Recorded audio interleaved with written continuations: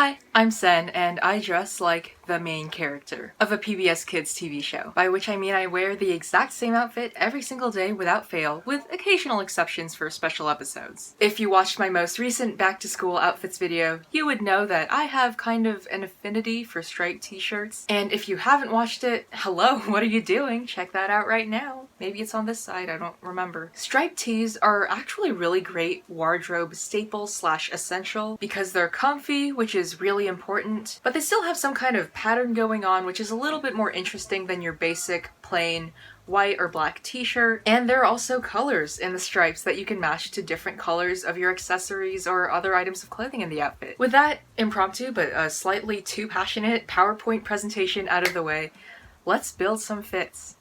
If you know me in real life, you know I'm pulling up to half my 8 a.m.s in gray sweatpants. Alternatively, I might put on some blue jeans for the ultimate main character fit. To add a little more personality, I've put on these striped socks and a belt. The socks and jeans are both a medium shade of blue, while the shirt and belt are brown, so there's kind of two different color schemes going on. Not to be that person, but brown is basically just dark orange, and orange is opposite from blue. Additionally, these shades of brown and blue are similar levels of value and saturation, which might be why they mesh together so well. This is the closest we're gonna get to a femme outfit in this video. The scrunchie says Visco Girl, but the socks say Repressed E-Boy. I tied a little knot in the shirt and tucked it inside so that the waistline area looks clean and defined. Speaking of E-Boy, this is like a soft E-Boy look. I know, that trend was over in like 2019, but honestly, a collared shirt under a t-shirt? Revolutionary. I only buttoned the top 2 buttons so that the bottom panels can flare out in more of a triangle shape. I'm realizing now that I'm editing this that I imagined this fit for a much taller body than the one I actually inhabit. This is what I get for spending too much time lurking on Pinterest. Anyways, if you're tall, you could definitely pull this off a lot better than me, but I'm probably gonna stick to my high-waisted jeans. And that's on tucking your shirts in, folks. For this next fit, I'm moving the button up outside the t-shirt. Still not quite sure how I feel about cream on white, so I'm gonna replace the button up with a blue one instead. This would also go really well with a trucker hat if you have one. Now we're pulling a complete 180 with some formal clothing, which I definitely didn't take from my mom's closet. I like that there's a very subtle plaid print to these pants with a darker pink stripe that kinda matches the shirt's color. It's a nice way to pattern match without being too flashy and distracting and confusing. Here's a brown monochrome outfit. There's 2 sets of stripes going on here with the cardigan and the t-shirt, and I find it kind of reminiscent of the layers of a chocolate cake.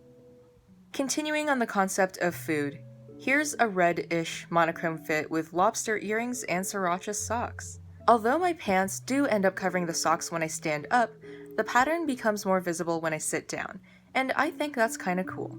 Fashion doesn't have to be entirely for other people's pleasure, you know? Dress in a way that makes you feel good, even if you've got cute socks and nobody's gonna see them.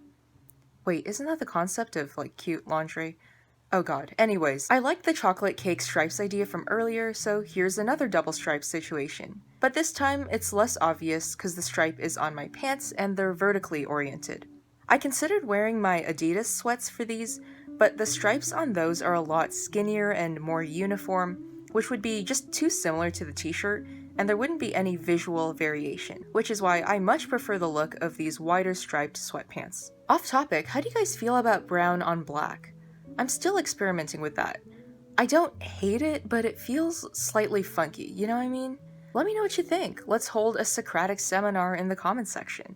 Here's yet another double stripe situation, and although the vertical and horizontal stripes somewhat clash because they're both on my torso area and they're going kind of perpendicular to each other, I like that the vertical pattern of the button-up is a lot more subtle, and the outfit overall still reads as cohesive since the gray matches with my pants and the white matches my shoes. Small detail, but I like how the red tones of the shirt kind of match the red pants tag and the red stripe on these Converse. For the final fit, we've got some dark academia vibes with these muted versions of primary colors.